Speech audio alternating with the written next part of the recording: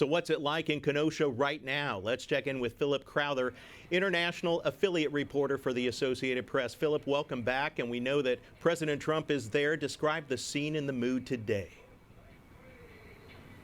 Well, this was a very tightly controlled visit from the president, and he got pretty much exactly what he wanted out of this. We were expecting a visit to some of the destruction, as you can see behind me, and he did do that, visited one shop that had been looted and burned down, and then he went in for a relatively long roundtable discussion with law enforcement, police officers, but also the National Guard, of course, that were called in here by the Democratic governor of Wisconsin.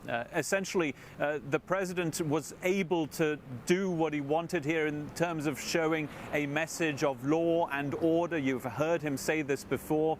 It's turning very much into one of the tenets of his campaign, that he is the one who can bring peace to a city like this one, and that a potential presidency of Joe Biden would bring more of that destruction that Kenosha saw over the last week. That at least was the message coming from the president here in Kenosha today.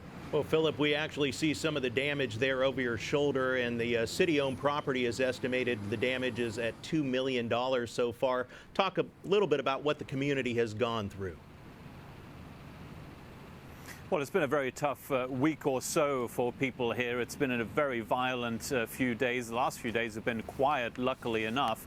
But remember that Jacob Blake was shot by police, and then two protesters were shot by a 17-year-old in the protests that came thereafter.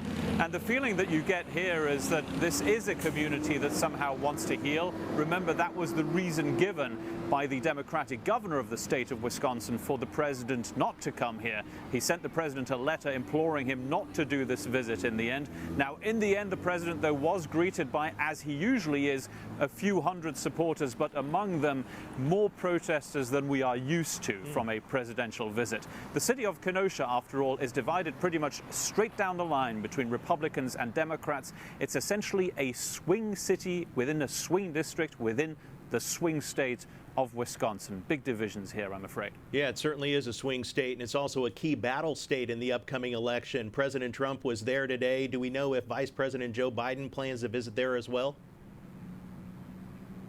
Well, it's likely that at some point he's going to come to Wisconsin, not necessarily to Kenosha. Essentially, what we've heard from the former vice president is that he doesn't want to get in the way of the healing, which is precisely, of course, what we heard from the governor of the state, that he doesn't want any visits right now. So I think the former vice president will be waiting on the sidelines before any visit to this specific city happens. Now, Wisconsin, of course, has to be on his itinerary, because if you want to win the presidency, well, you have to go to Wisconsin, of course, which Hillary Clinton, of course, didn't manage to do in 2016. This was the state, one of the three states that so surprised everybody and was won by such a small margin by Donald Trump in 2016. He, of course, wants to repeat that in 2020, and that might, of course, be one of the reasons why he wanted to come to Kenosha so quickly. The president, it is likely, sees this not just as a presidential visit, but as a bit of a campaign visit as well. Certainly that.